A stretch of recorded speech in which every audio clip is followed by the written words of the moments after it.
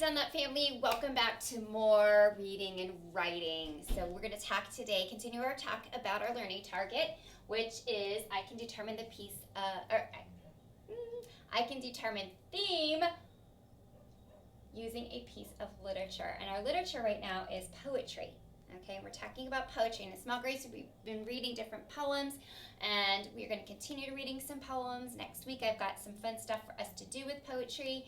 So, like I've been telling you, part of understanding poetry is being able to understand that figurative language, or those power lines that authors use. So that's what we've been focusing on the last few days. And we've talked about similes, comparing two things, using like or as, metaphors, comparing two things but not using keywords. No keywords, it just says it. Onomatopoeia, those words that sound like the noise or action they are describing. Words like bang, boom, zip. Hyperbole, those big exaggerations.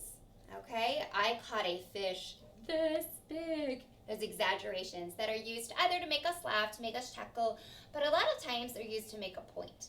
All right, alliteration. We had fun with those tongue twisters. All right, those things like how much wood does woodchuck chuck of woodchuck could chuck wood. I say that one because it's the one I can say.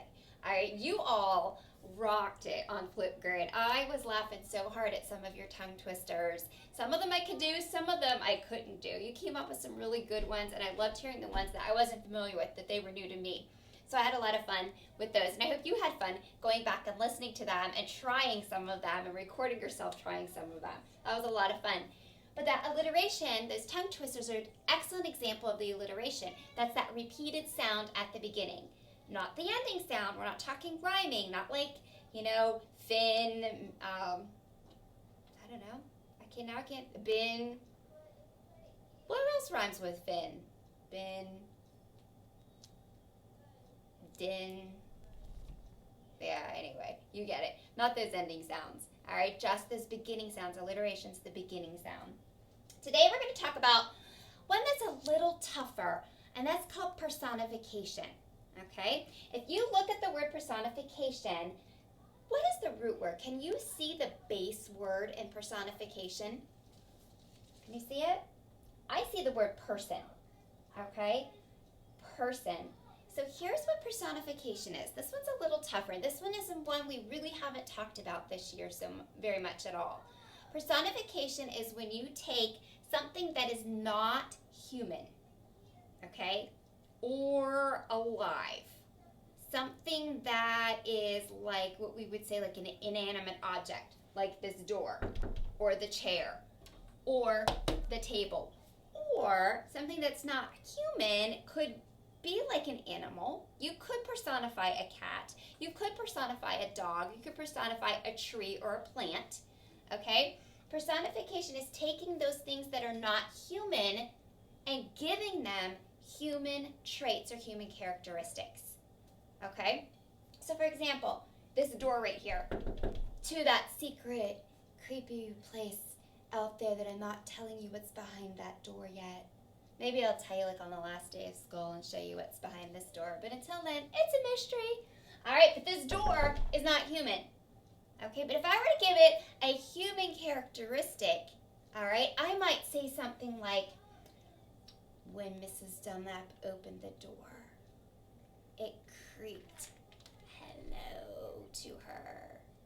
Okay, can the door talk? No. All right, but the creaking might say something like hello to me if I was talking about the door. Personifying, I am giving something that is not human, a human trait. Okay? What if I said, the tree waved at me? Does the tree have an arm and went out and be like this to me? No, but I said that it waved like a human would wave. All right, but what might be happening instead in reality? Yeah, the wind's probably blowing its branches. But I said to personify the tree that it was waving to me. I gave it a human characteristic, even though it's not human. Okay? So personification is making non-human things seem human. Here's the example on the chart. I know you probably can't see it, but it says, the tree invited us to come and play. Okay, are trees human? No. Can they send out invitations? No. Can they say, hey, do you want to come and play? Trees can't talk. All right, so no, they don't. But it was acting in such a way that it looked like it was inviting us to play. Maybe the tree was an excellent climbing tree. You know what I'm talking about? Those trees that just look perfect to climb up in.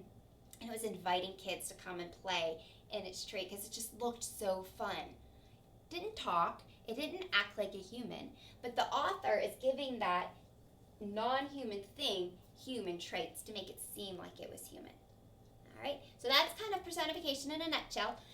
When you meet me in small groups today, we are going to read a poem about tornadoes, and we're going to see how the author gives a tornado some human characteristics. All right, we're going to talk more about that in small groups. So what you're going to do now is you're going to pause me. You're going to pull up that tornado poem and have it ready to go, and then you're going to meet me in small group. All right, I will see you in a little bit.